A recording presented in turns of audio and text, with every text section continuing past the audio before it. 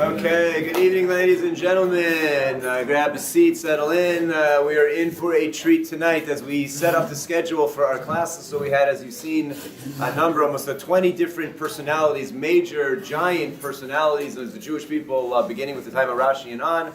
And I sent it out to a number of different Rabbanim in town, asking them to choose one. I didn't assign, I just sort of asked everybody to choose what they would want. And as I was hoping for, tonight's presentation on the first Rabbi of Chabad, the Baal HaTanya, Rabbi Jacobson said, no, I'll take that class. And I said, fabulous. That's exactly what we were hoping for.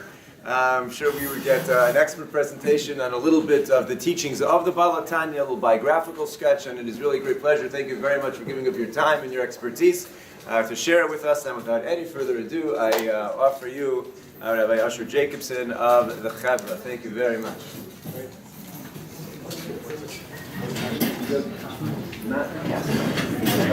Okay, until then it's fine. Good.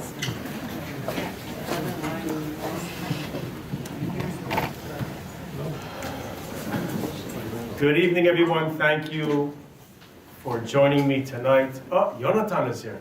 I have to be careful. He's a scholar of the Alter Rabbi. Okay. I brought with me HaTanya. This is the Sefer HaTanya, Sefer Shel Beinonim. And it's a very special Tanya to me, although I have many of them. This was one given to me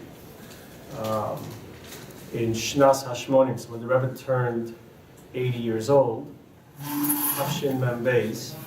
So the Rebbe handed this to me and many others. So this is the Tanya that I got from the Rebbe, and I studied in it. You can see, studied a lot from it. Some of it is falling apart. And I thought I would bring it tonight because this is it's a very special Sefer. I don't want to call it a book. It's from the top Sfarim that are out there in Kabbalah, Hasidut. Some of you have asked me, where's the handouts? I thought of passing out handouts. The only problem is the Tanya, you can't read it. It's not something that you just open and read. There are Svarim that you can open and read. The Tanya is studied. And you could spend a year on one parak. So I have tonight about an hour. And I figured I'll give an overview, just to give an insight, because I don't know how many of you have taken the time in your life to study this piece of art, or I should say a piece of soul, but it's a lot more meaningful if you get its soul instead of getting some of its words or getting lost in some of its words. So I'm going to attempt to do that tonight by using a simplistic approach from the text of the Torah and to move in to the Tanya. And it's an interpretation of the Alter Rebbe, Rabbi Schneur Zalman of Liadi, the author of the Tanya, born 1745, past 1812, the 24th day of Tevet, Chav Dalid Tevet. In a crazy world in Russia where they were battling the Napoleonic Army, 1812, on September 7th, 1812, the Alter Rebbe woke up very early on Rosh Hashanah and blew the shofar before davening. And that was the same day that Alexander Tsars of Russia defeated Napoleon. Just to give you a bit of an understanding, every rabbi across Europe, Russia, was standing up at the Bima praying for Napoleon to win.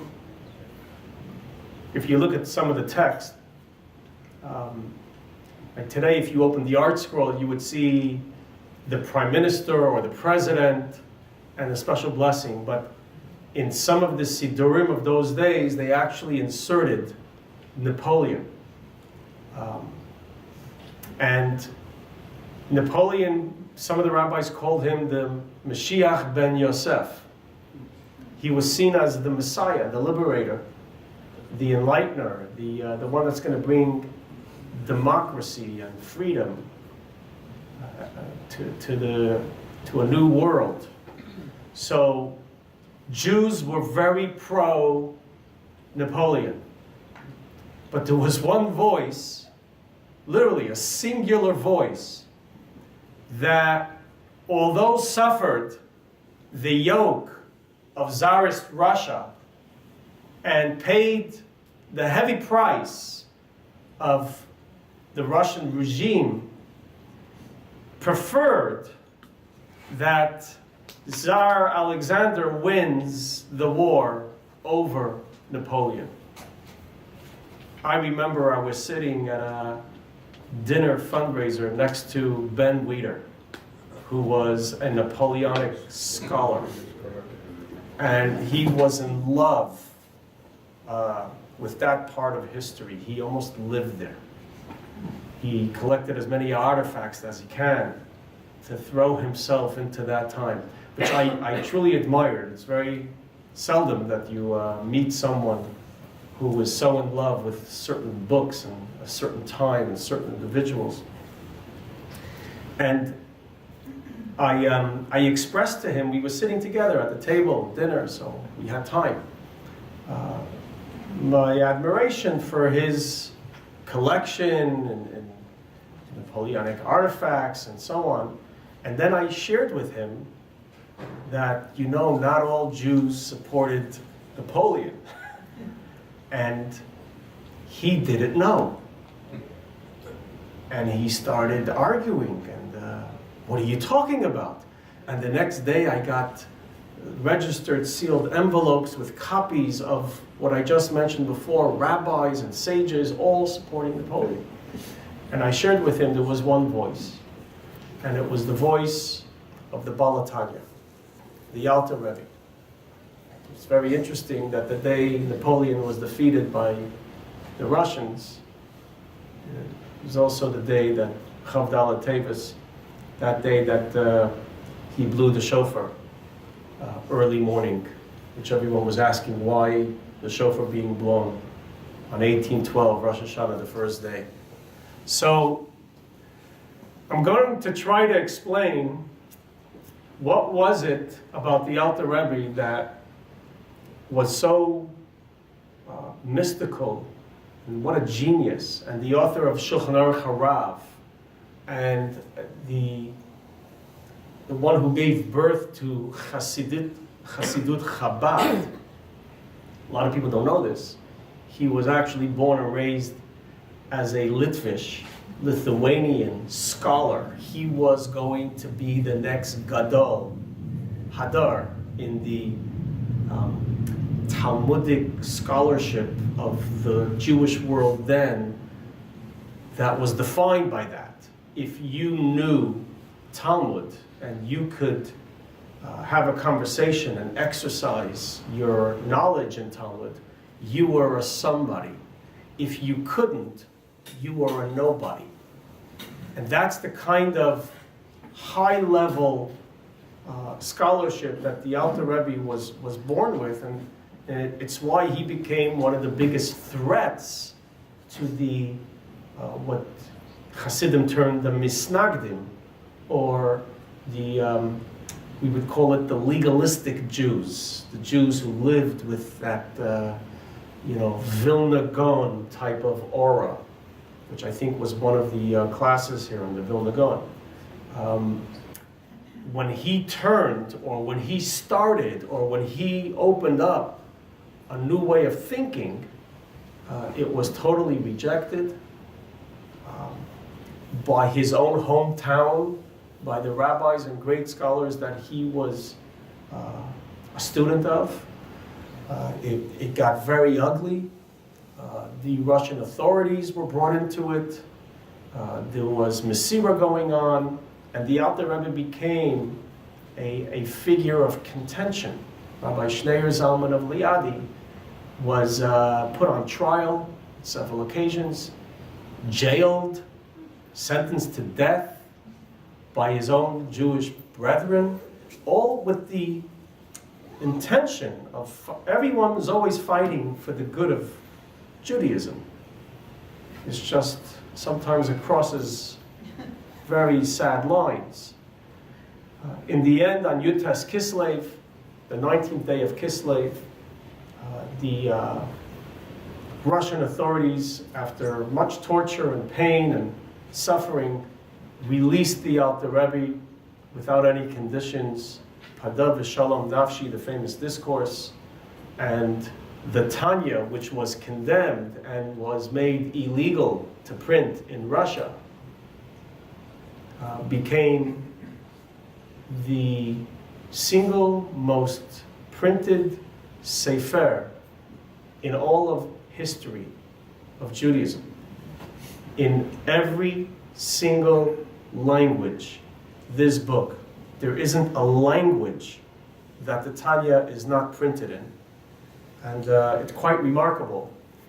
The beginnings of it, I often kind of draw the analogy with Maimonides, how he too suffered tremendous rejection in the Tzafnot Panayach and so on, where it really comes down to the community living at the time not ready for this new light, for this new revelation, and to them it seems anything new when it comes to Torah has a knee-jerk reaction of rejection, because Torah denotes tradition and Masorah. So I want to start by sharing a vart from the Alter Rebbe, and we'll lead into what this book, known as the Tanya, but the Alter Rebbe doesn't call it the Tanya. He calls it the Sefer Shel Beinoni, the guide for the ordinary. When I say the word ordinary, what comes to your mind? Not me, right? That's the... when you get to know this ordinary person who the Alter Rebbe is addressing, at halfway through the book, or maybe after the first 3 chapters, when you get to learn the profile of this ordinary person, Beinoni in Hebrew means like, the one in the middle, not the tzaddik, not the rasha, the one in the middle.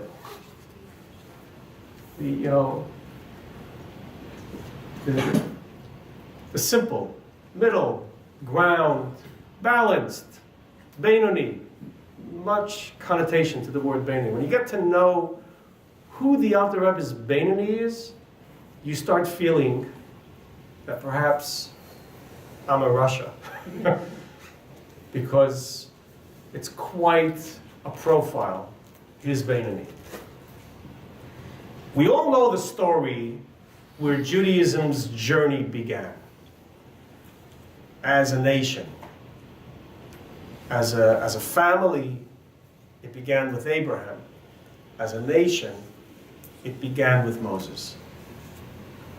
And it's quite an eclectic scenario where Moses is caring for his father-in-law's flock, and one of the sheep go astray, and he's looking and searching, and suddenly he sees from afar the sneh, the enene ukal. He sees a burning thorn bush, and he sees it from afar, and he's watching this bush for some time, and it doesn't seem to burn up. The fire is continuous, which is somewhat strange in a desert area. If there's a fire on a bush, you got 1 minute, 2 minutes, 3 minutes tops, and it's over. Because the earth is is dry sand. There's not much life force to contain a fire. So he says to himself, I need to go closer to this. This is strange. This is odd. And he walks up, and as he's walking up, he notices a glow, and he's more enthralled, and he's gravitated to it. And as he gets closer and closer, an angel of God, a voice emerges from this burning bush and says to Moses, do not come any closer. And then it says to Moses, the earth that you are standing on is holy. Remove your shoes, sal v'reglecha. And then it starts saying, I am the God of your forefathers. This is the first introduction that Moses gets to God. And I have spoken a lot about this scene, and there are interpretations abound. It's a beautiful, glamorous, very in-depth exchange. But I'm going to take the Alter Rebbe's take on it. And one of the things about learning Kabbalah or Chassidut and being introduced to the Alter Rebbe is you'll always hear the question, why? Not only how, but why? Like, science always asks, how did this happen? Kabbalah is always asking, why did this happen? It doesn't only seek to know the mechanics of the biology or any given composite. Kabbalah wants to understand meaning, why. So the question is asked in Likutei Torah, from all the different methods up until this moment, with Moses and the burning bush, we never see God appearing in such a fashion. Ve'eda el Avram, el Yitzchak, ve'el Yaakov. We are introduced to the concept of dreams, of visions, of words, of the name of God being revealed. There are seemingly a number of patterns that develop in how God communicates with man. But here in the Torah, at this particular moment, and unique in this moment, because after as well, with prophets and many of the stories, it seems to revert back the way God spoke to Abraham, Isaac, and Jacob. But in this particular scene, it stands on its own in the method of which God introduces himself to what will become the leader of all Jewish generations, the teacher of every generation, Moshe Rabbeinu.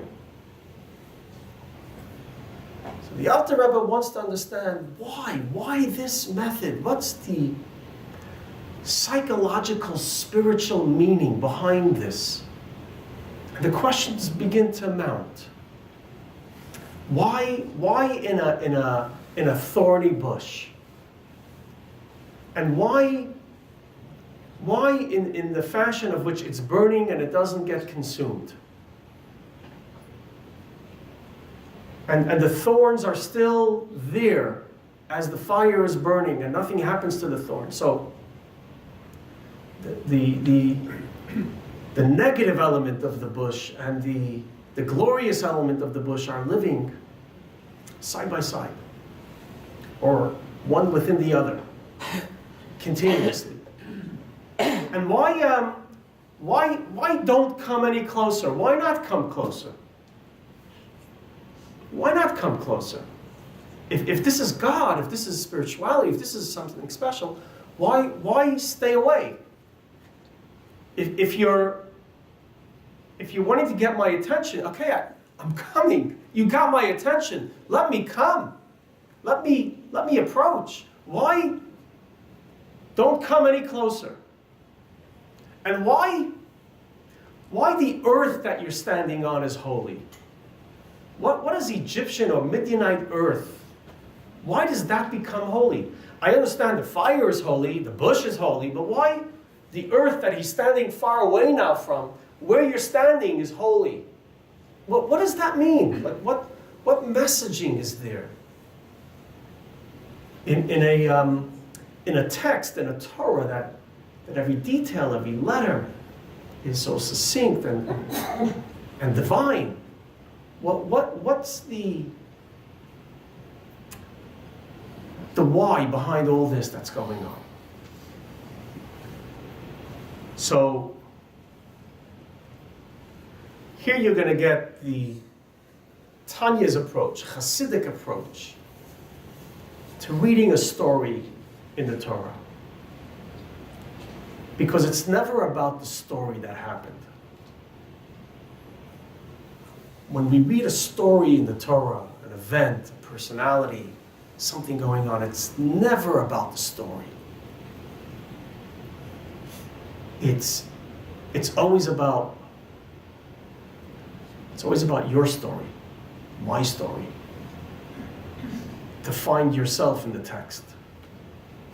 To find your neshama in the words.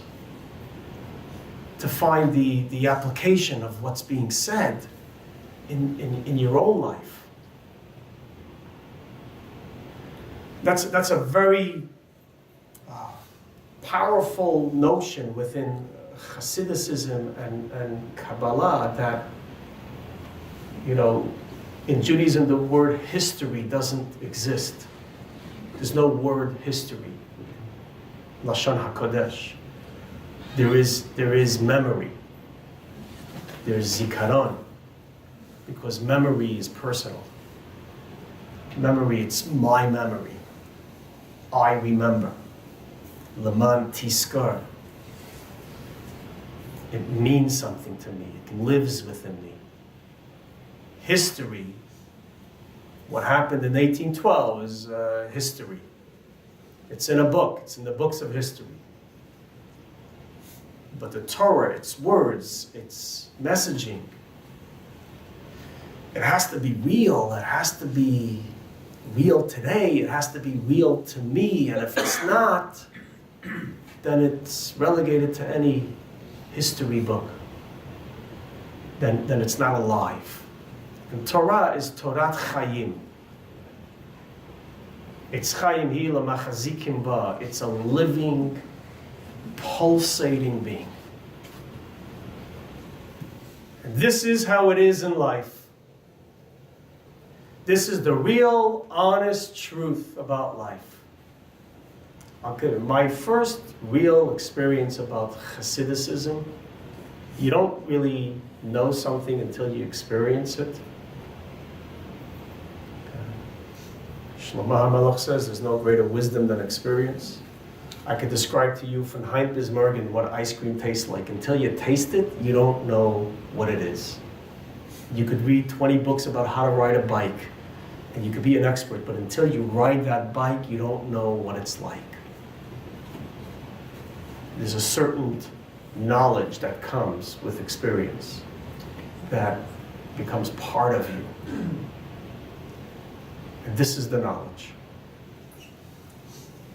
Every single one of us has experiences in life. And sometimes those experiences are very meaningful, touching, noble. They're elevated experience. You think for a moment, hey, maybe I'm somebody that has value. Or maybe I want to live my life with a certain principle. I want to choose a path that has meaning. Maybe I could introduce a certain divinity, godliness into my life. A certain sense of elevation, doing what's right, just, good, kind, moral,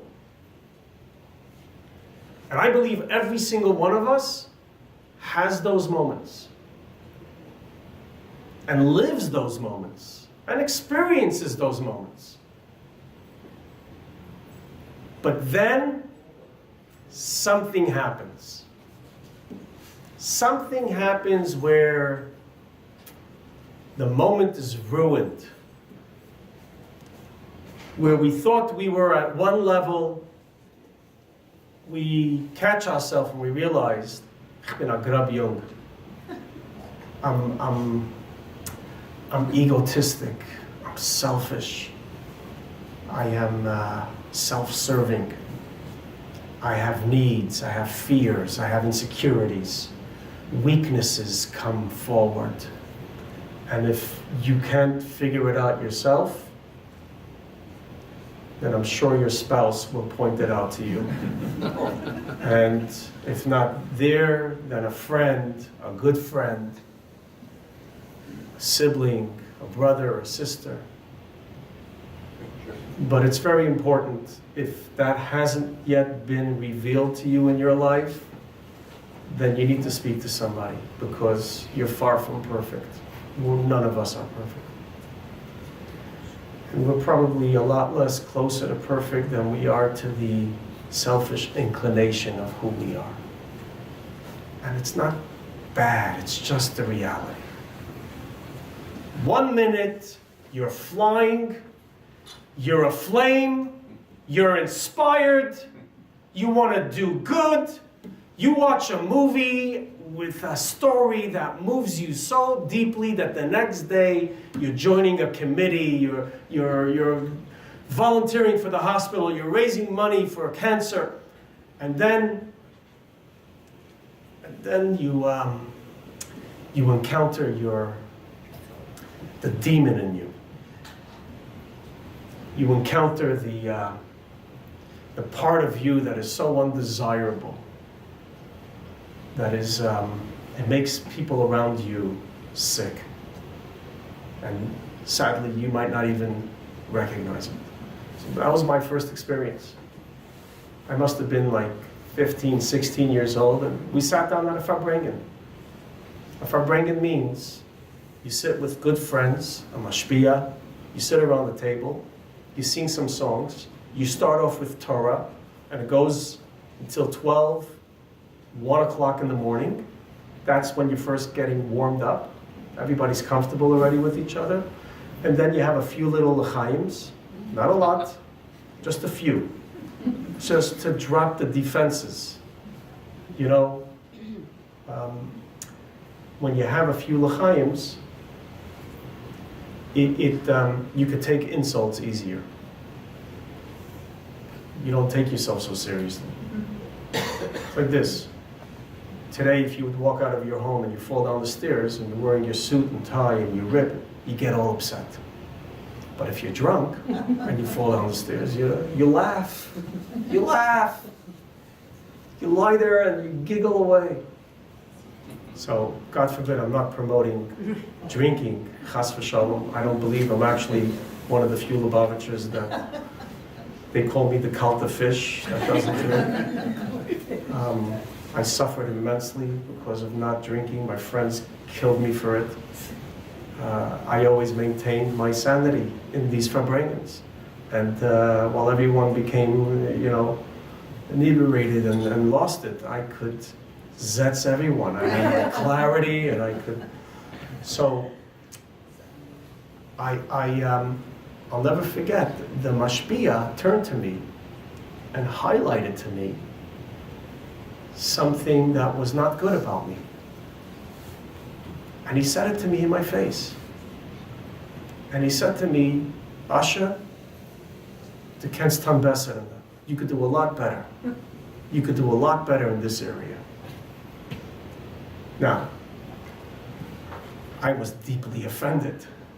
Why? Stupid me, I didn't drink. He thought I was drinking already, so he could say it to me.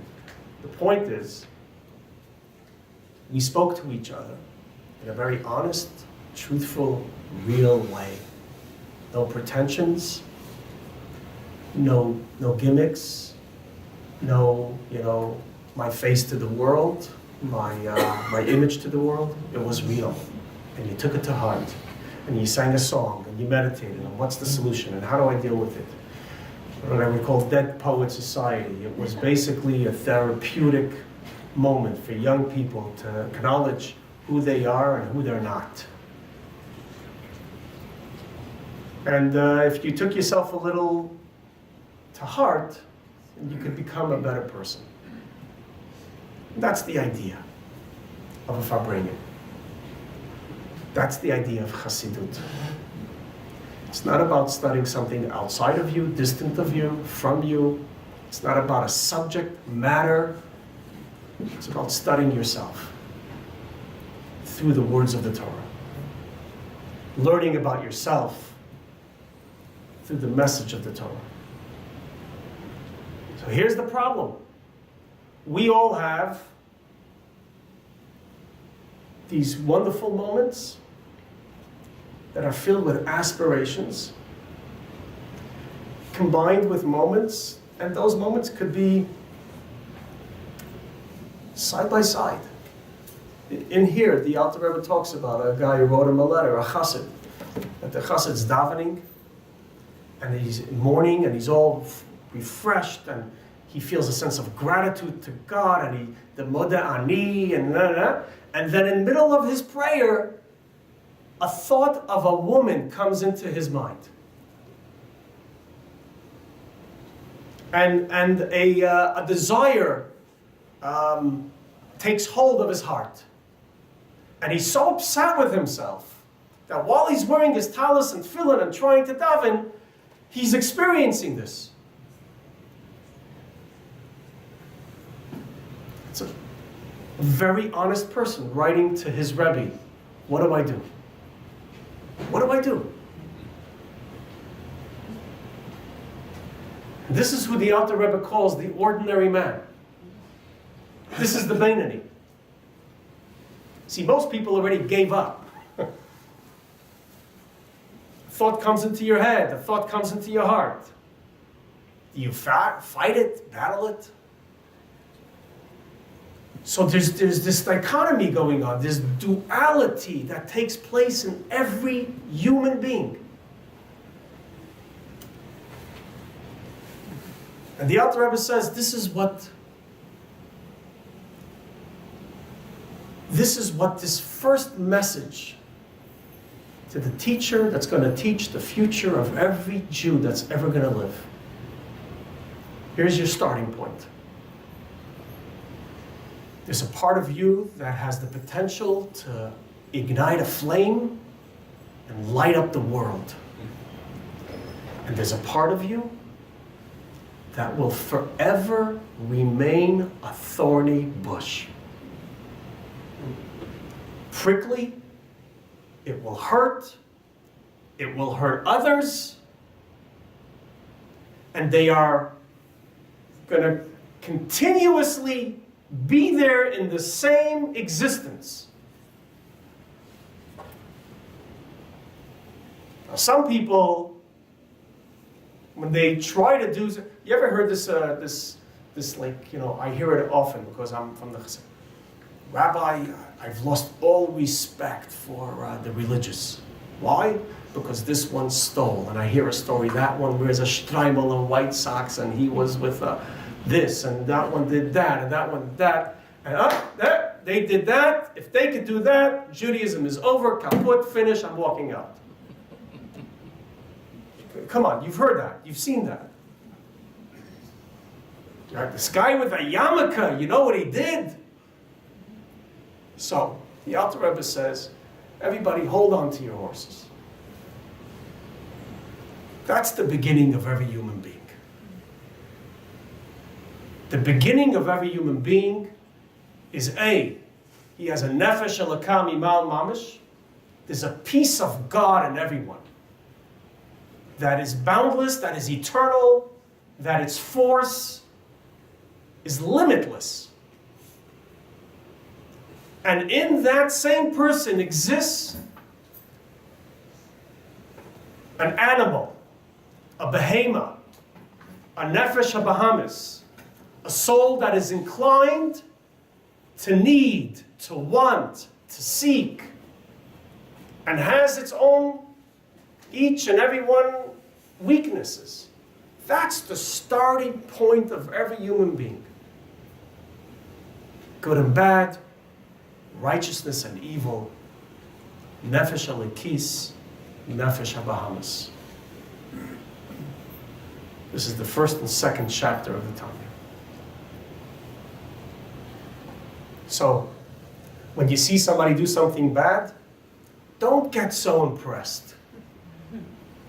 Don't get so lost. I have this issue all the time. People come, I don't know if Rabbi Freilich has the issue here at the TBDJ, probably not. But sometimes people come to my office and say, Rabbi, I need to confess. And sometimes I wish they wouldn't do that because sometimes I wish I wouldn't know. Don't tell me these things. I like you the way you are.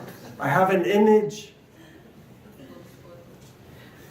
But then I start telling you, confession is a Christian thing. You want to confess, go to HaKadosh Baruch Hu and do vidu. Don't come to the rabbi and say, you did this last night and did that and you did this. Like, what, am I going to take your guilt off? So that's my first inclination. Like, I don't want to hear, go. Then there's a part of me that wants to hear, okay, tell me you're ready. Zog Shane. That's my nefesh alikisa, my nefesh habahamas. That's the starting point. Fatally flawed flesh. That's a human being. You know when you should be impressed? When you see somebody do something extraordinary. Jump on that. Hold on to that. Don't use someone else's weaknesses to justify your own. You see somebody do something extraordinary, you jump on that. Make that person your role model.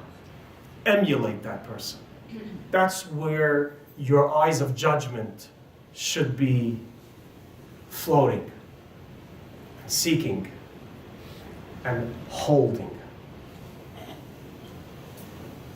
So what does God say? Don't come any closer. The earth that you're standing on is holy. The author ever says something very powerful. If you're trying day after day and year after year, you're trying to work on yourself and refine yourself and refine your Yetzer Hara and everything you do, it just comes back. The fears come back. The insecurities come back. The uncontrollable desires come back. The thoughts come in. It seems out of control as much as you try and as many times you wrap your hand and light the Shabbos candles and all the rituals and mitzvahs you do, you still, when it comes to a moment where you could steal money, where you could grab, where you could do, everyone has their own, whatever it is, it doesn't matter. It just comes back over and over again. What do? If you're real and true to yourself, you come to one simple conclusion. I can't make it down this path. It's even when I'm good, even when I'm that, it's not real. The real me is this grab young, this low life that has all these thoughts and feelings and desires that I wouldn't even share with my therapist. So you give up. You give up. Or you convince yourself that you'll never be that which the Torah wants us to be, or which Kabbalah or Hasidus aspires for us to become. God says no. The earth that you're standing on right now, the place where you're standing right now, is holy. It's holy. The way you are right now, with all of your imperfections, with all of your diminishment parts, with all of that which you have given up on where you are now is holy. The earth, which is the symbol of lowliness in the sense of afar, ve'efer, where you're standing now is holy. Why? Because the Bnei never wins. He could never conquer his Yetzer Hara. The ordinary person could never win over his evil inclination. Very few people amongst us are going to achieve what we call a tzaddik, a righteous person. Very few. Most of us are Beinoni and lower. The Alter Rebbe is saying, this is why this book has brought so much healing to millions who have tried to live in some kind of self-actualization in life. Where you stand now, on the earth that you stand now, far from the light, it's holy. Because the Beinoni, although he or she doesn't win, the Beinoni is also not defeated. So what does the Beinoni do? The Beinoni fights. The Beinoni struggles. And in this clamor, this exquisite battle, toil, this is what God calls ultimate holiness. Ultimate holiness. This is Kadisha. Kadisha is not in the world of the tzaddik. Ki hargu b'tainis. The tzaddik has no Yetzer Hara. So what's the big deal to be a tzaddik? It's a big deal to achieve becoming a tzaddik, but once you're a tzaddik, it's like living in heaven. Where does Judaism thrive? Where does God receive the most nachas? The Alter Rebbe says, in the ordinary individual that wants to aspire to be something better. Will never get there because he or she is anchored by the thorns of life,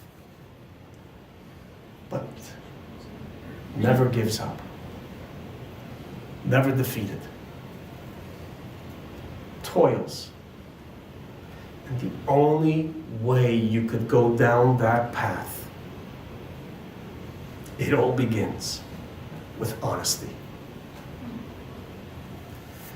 In the very beginning of the Tanya, in the Hakdama, in the preface, in the introduction, the Alter Rebbe talks about derech tzara v'arucha v'derech arucha u'ktzara. Many people in life like to take the shortcut. So he describes it as the short, long way. But that what he's proposing in this book is the long, short way. I'm going to throw myself in learning. I'm going to throw myself in Yiddishkeit. I'm going to build a sukkah. I'm going to daven. I'm going to educate my children in Judaism. I'm going to do all the right things. But if you're not honest about it, and you're not taking the teachings of Judaism to heart, and you're not making it real, and you're not acknowledging who you really are, you're living in what you would like to be, or someone else's life, then you might be doing all the right things. That's a shortcut. But you're going to hit a very tall wall. Because the Alter Rebbe, quoting from the Torah, from Moshe Rabbeinu, in describing what Torah is, Ki karav elecha hadavar mi'od, beficha ulbavavcha lasoto. The purpose of Judaism and Torah is that it should be close to you. Karov elacha. It should be real, meaningful and real and honest. That not God is the God, the mighty God, but God is my God. That I talk to God, I have conversations with God, I have conversations with myself. That I see myself as someone who needs to be better. I could be better. And I catch myself when I do the wrong thing. I don't justify it and I don't blame others. I catch myself. Oh, that's me again doing this. It's that incredible mindfulness that the Alter Rebbe puts into us in our approach to our Yahadis and our Judaism. That's probably the single most powerful theme of this book called the Sefer Shel Beinoni. A book written for all of us who will never achieve that lofty spiritual height. But with this book, you learn how to battle. And you're given the tools to fight. And you begin to recognize that in life,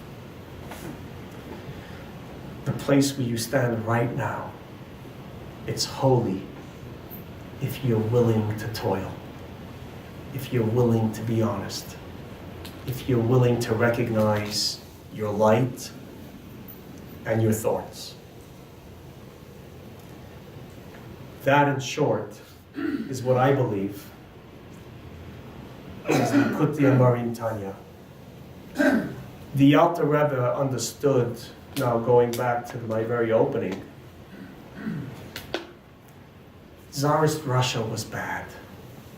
It was bad for the Jews. It was harsh for the Jews. But in Tsarist Russia, Judaism was real.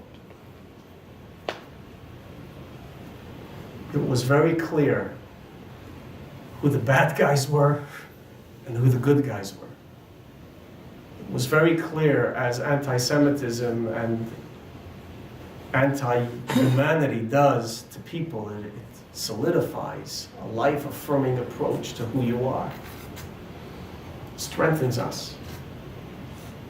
The Alter Rebbe was very concerned with Napoleon, with enlightenment, with a new path of liberation, with the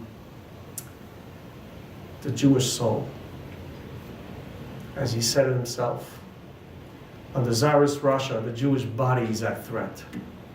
Under Napoleon, the Jewish soul is at threat. Sadly, when Jews have it really, really good, we begin to put our trust in things outside of our own faith. And we begin to believe that our strength is Canada, America, progression, liberalism, and all of the other isms that are out there that we find our refuge, our hope. And his fear was, in that kind of world, we're going to surrender the true light that can never be consumed. Thank you very much for listening.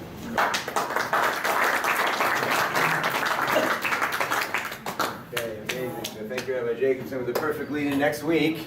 Next week we'll be doing the Rabbi Shlomo Salanter and the creation of the Musar movement, which is the third prong of the three-pronged Jewish response to the Enlightenment and all the new threats to the Jewish people in the late 17 and 1800s. We had last week the Vilna Gaon, Reb Chaim Volozhin, the Yeshiva movement.